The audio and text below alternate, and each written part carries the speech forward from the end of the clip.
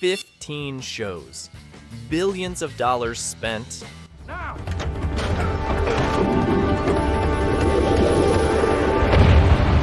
All canceled before their time.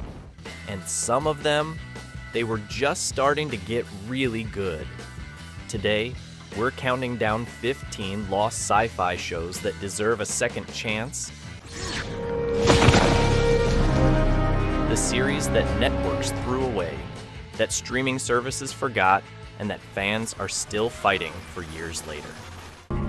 Who's looking for me? Dark Angel, 2000 to 2002. James Cameron created a TV show. Yeah, that James Cameron, Titanic, Avatar, the guy who prints money at the box office. And Fox canceled it anyway. Dark Angel had everything going for it. A young Jessica Alba as a genetically engineered super soldier. A gritty post-apocalyptic Seattle. Action sequences that belonged on the big screen, not network television. Season 2 ended on a massive cliffhanger. Max and her fellow transgenics were surrounded by enemies, exposed to the world, hunted by the government. We never got the resolution. Cameron moved on to movies, Alba moved on to Hollywood, and fans, we're still waiting 20 years later for answers that will never come. Oh, don't shoot, don't shoot! Don't shoot. We need help! Jericho, 2006 to 2008. 23 nuclear bombs explode across America. A small Kansas town survives. And suddenly, everyone's fighting over food, water, and power like it's the end of the world. Because it is. Jericho wasn't just another disaster show. This was survival horror mixed with political thriller, wrapped up in a mystery about who actually nuked America. CBS premiered it in 2006, and fans loved it immediately. Then CBS canceled it after season 1, but the fans fought back with the legendary Nuts campaign, sending 20,000 pounds of peanuts to CBS headquarters. It actually worked. The show came back for 7 more episodes. CBS canceled it again anyway. The story ended on another cliffhanger. Comic books tried to finish it, but fans wanted the real thing. Jericho proved fan campaigns could resurrect shows, just not save them forever. Almost Human, 2013 to 2014. It's 2048. Every cop gets partnered with an android. Carl Urban plays a detective who hates his robot partner, until they become best friends saving each other's lives every week. Almost Human had everything. Blade Runner aesthetics. Perfect chemistry between Urban and Michael Ealy. J.J. Abrams' production company backing it. The world felt real and lived in. Then Fox aired episodes completely out of order. Character development happened backwards. Plot points referenced things viewers hadn't seen yet. People got confused and stopped watching. Episode 13 ended with major revelations and set up for season 2. Fox canceled it immediately, leaving every question unanswered. Carl Urban was heartbroken, fans were furious, and everyone wondered why Fox keeps destroying their own shows by airing them wrong.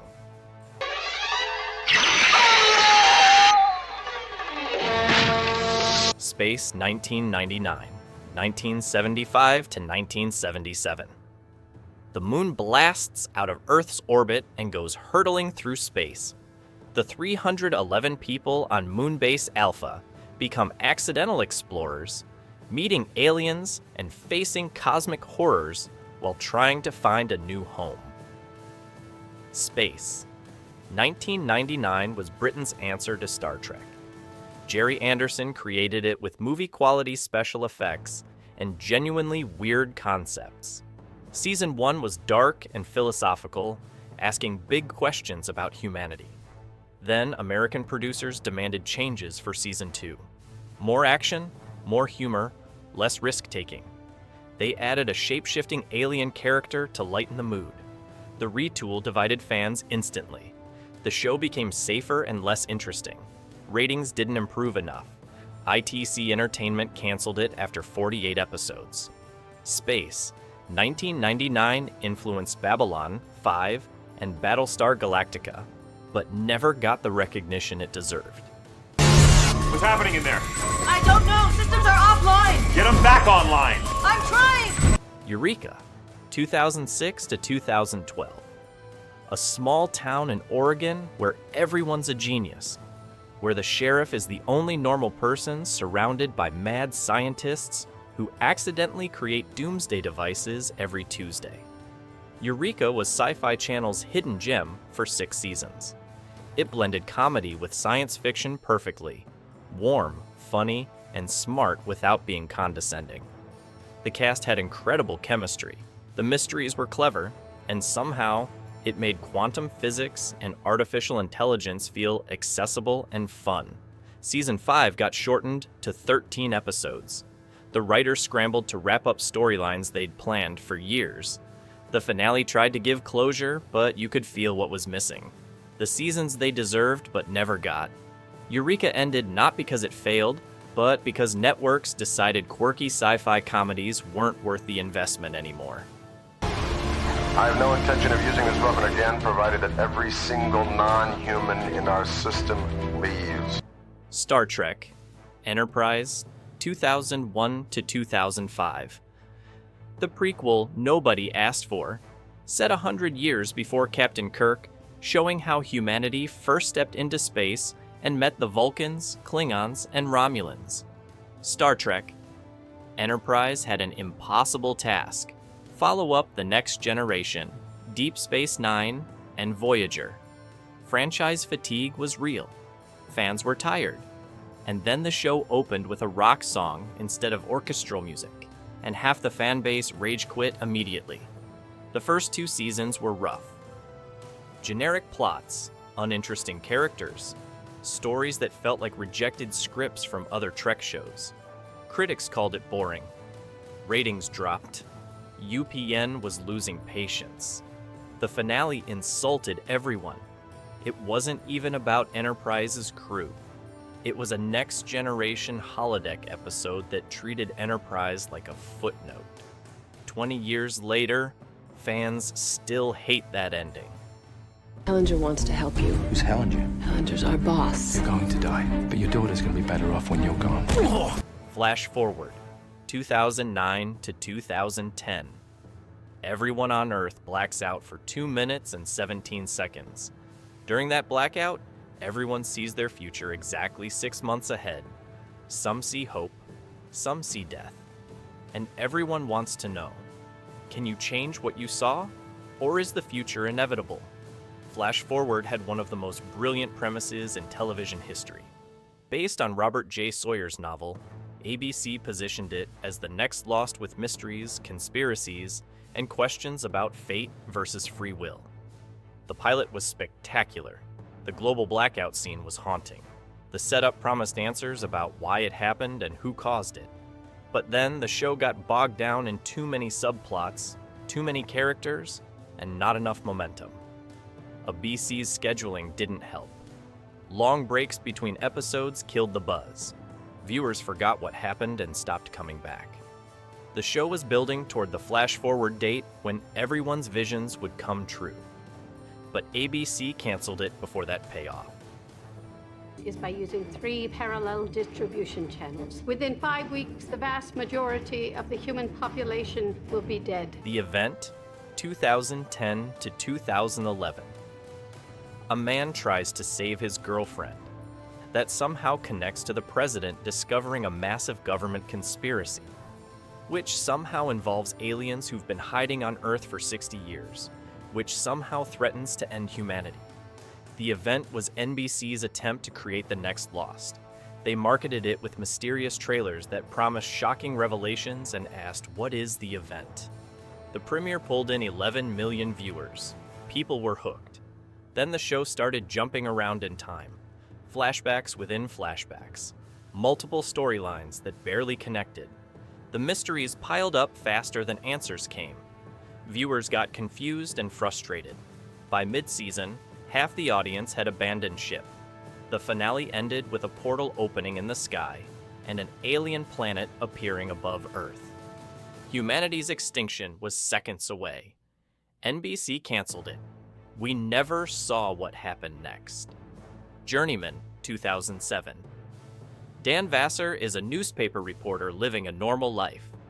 Then suddenly, he starts jumping backwards through time without warning. He can't control when it happens or where he goes, and every jump forces him to fix something in the past that changes the present. Journeyman was the spiritual successor to Quantum Leap that NBC never properly promoted. Kevin McKidd, years before Grey's Anatomy made him famous, played Dan with genuine emotion and confusion. The time travel had real consequences. Marriages strained. Jobs were lost. People thought he was crazy or having an affair. The mystery deepened when Dan kept running into his ex-fiancée Livia, who died years ago but was also jumping through time. Were they connected? Who was controlling this? Why them? Then, the 2007 writers' strike hit. Production stopped. NBC had only 13 episodes. When the strike ended, NBC didn't bring it back. The finale left Dan jumping away one more time, Livia's mystery unsolved, and fans screaming for answers. McKidd called it the biggest heartbreak of his career. The show was finding its rhythm, building its mythology, and setting up revelations about why the time jumps were happening. We never got those answers.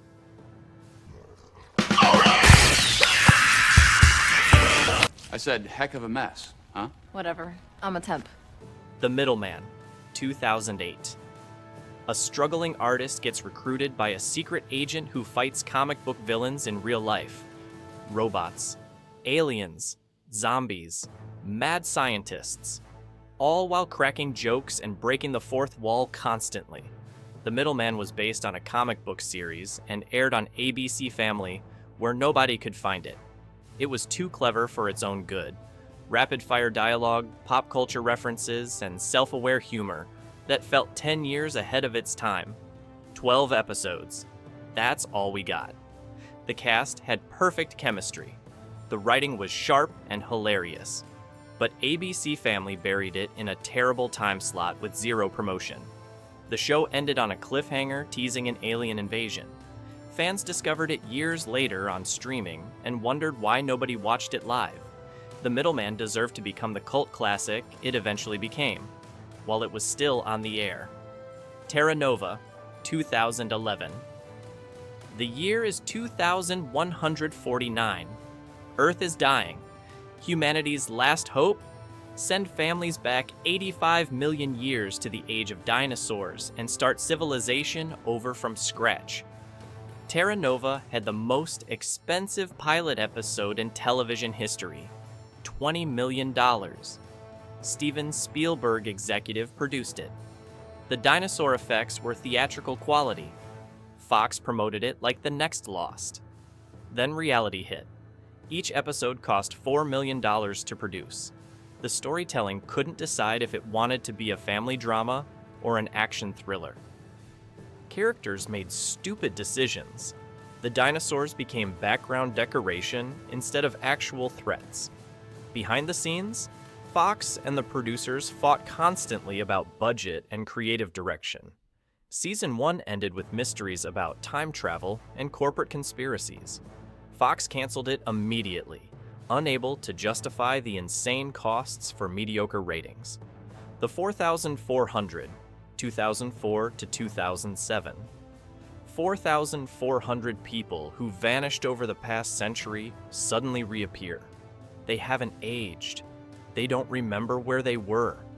And they're coming back with superhuman abilities that might save humanity or destroy it.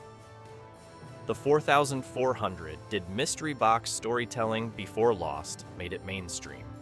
USA Network gave it 4 seasons to build an incredible mythology about who took these people and why they came back with powers. Season 4 ended on the most brutal cliffhanger imaginable. Half of Seattle's population took a shot that gave them superpowers. Society was collapsing. The government was at war with powered individuals. And then, nothing. USA Network canceled it with zero warning. The 2007 writers' strike didn't help, but USA just decided they were done. A 2021 reboot attempted to revive the concept but got canceled after one season. The original's unresolved story still haunts fans 17 years later. Farscape, 1999 to 2003. An astronaut gets shot through a wormhole to the other side of the universe. He's trapped on a living spaceship with escaped alien prisoners, hunted by a military empire, and slowly losing his mind from the isolation and trauma. Farscape was Australia's answer to Star Trek, but weirder and darker. Jim Henson's Creature Shop built practical alien puppets instead of using cheap CGI. The show took risks other sci-fi wouldn't touch. Then, Sci-Fi canceled it right before the planned 5th and final season. The season 4 finale ended mid-storyline with the main characters literally blown to pieces. Fan outrage forced Sci-Fi to fund a 3-hour miniseries to wrap things up. The Peacekeeper Wars gave closure, but everyone knew we lost 2 seasons of planned story. Farscape influenced The Expanse and modern space opera, but it deserved to finish on its own terms. The Outer Limits, 1995 to 2002. The Twilight Zone for the 90s. Every episode was a standalone story exploring technology, alien contact, time travel, and the darkest corners of human nature. No continuing characters, no overarching plot, just pure science fiction horror every single week.